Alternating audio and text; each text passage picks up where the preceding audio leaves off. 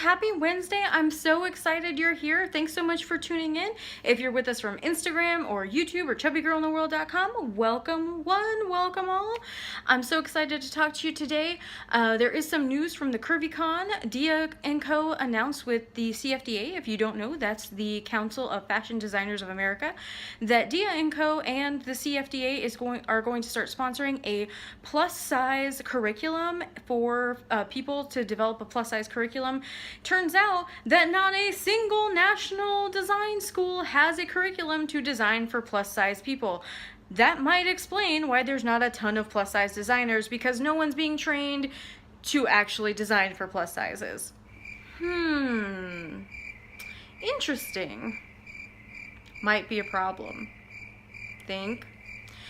Anyway, they're trying to resolve this issue, and I'm really excited to see that something is being done about it. What I'm not excited to see is that for the first time since 2016, there is a decline in plus size representation at Fashion Week. Unfortunately, that does seem to kind of be the trend. Also, in regards to the plus size design, even people at Parsons, which is a really prestigious design school in New York, are taught to sketch. So when they're doing their sketches and designing, they're taught to sketch for 11-headed people. Not literally people with 11 heads, which is what I thought, because I'm not a designer, but people who are 11 heads tall. Most people are only about 7 heads tall.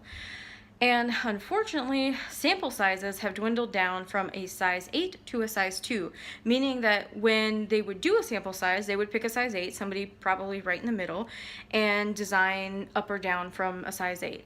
That is now, unfortunately, not the case. Most sample sizes are a 2 or under, which doesn't really make a whole lot of sense, since most American women are between a size 16 and a size 18. And on top of that, we have vanity sizing, so nobody knows what size they really are anyway. Oh, it drives me nuts. Like, my ego is not that fragile. You can tell me how many inches my pants are. I promise I will not cry in the store. Just tell me so I know.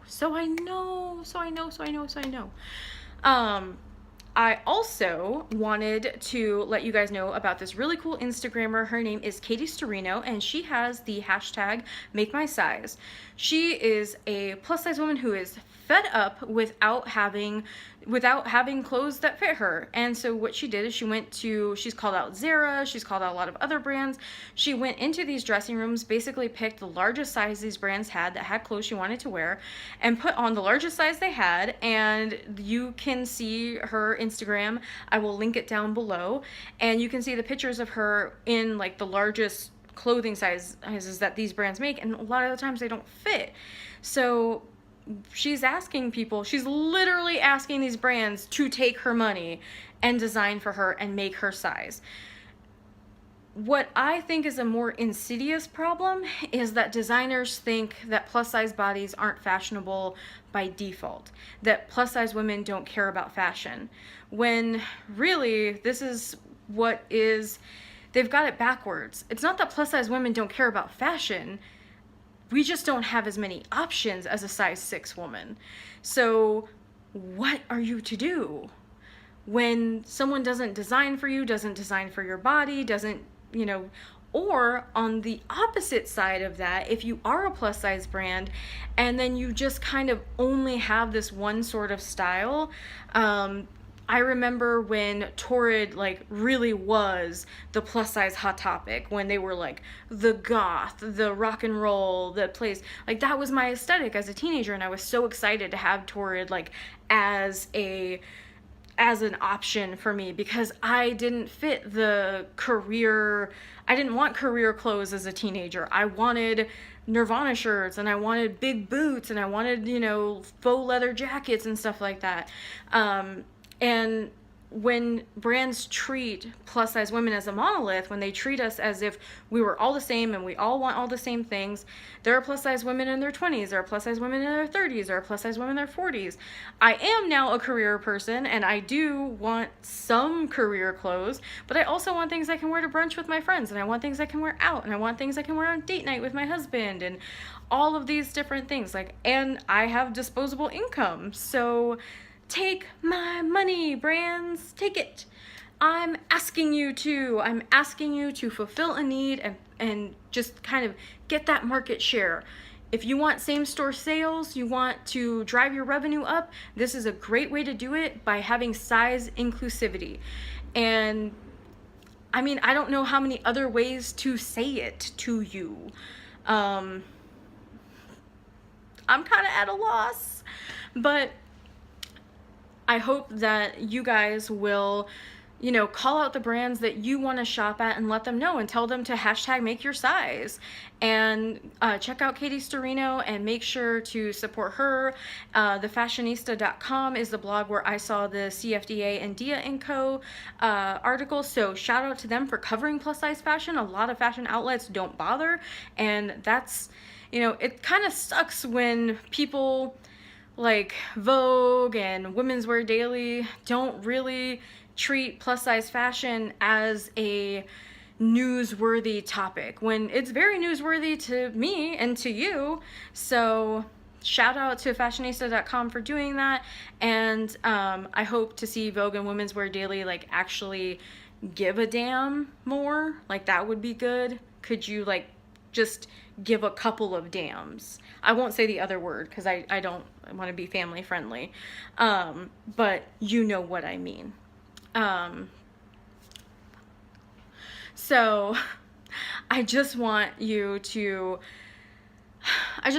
understand that there are people out there who are struggling and hustling and making it so that you have choices, and so that you can have that consumer power. And you do have that consumer power. You have the power to email a brand. You have the power to call them out on social media and say, hey, this is what I want. And if you can't give this to me, I'm going to go somewhere where they can. So make sure to let people know that, like, these are the dollar bills I got, and if you want them, you gotta serve me.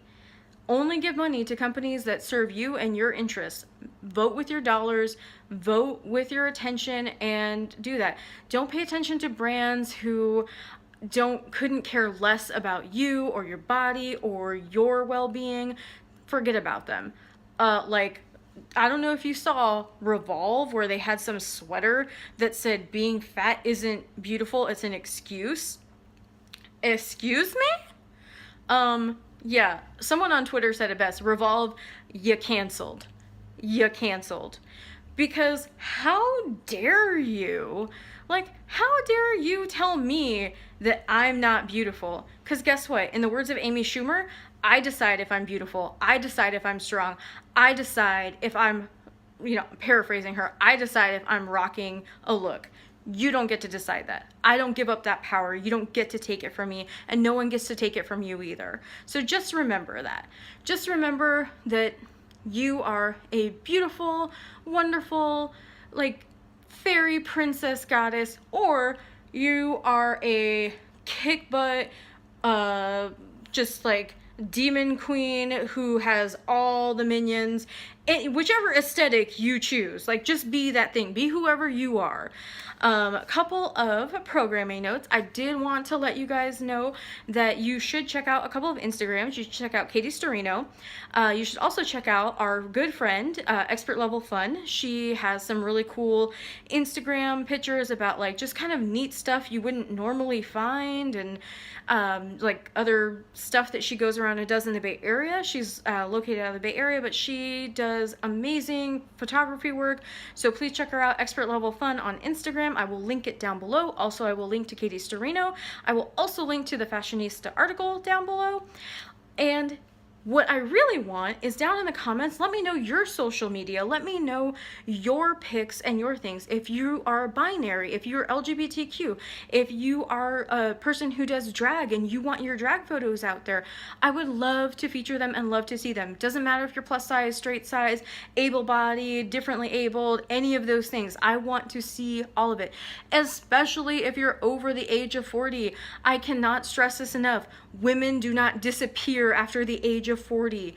So I'm about to be 34, so apparently according to most fashion I don't exist either, so I feel you. And just let me know in the comments down below what your social media is. If you don't have social media, you have email, send it to chubbygirlintheworld@gmail.com so we can feature you. I want to feature at least one new Instagram model every single time. So I will put the Instagram model of the day here. Editing Stephanie, make sure you do that. And make sure to, if you like this video, like it, subscribe if you want to see more, and let me know in the comments down below what you like, what you don't like, what you want to see. And maybe if I agree with you, I'll do it. But I do what I want. So, thanks so much for being here, guys. I love every single one of you, and I cannot wait to hear your comments.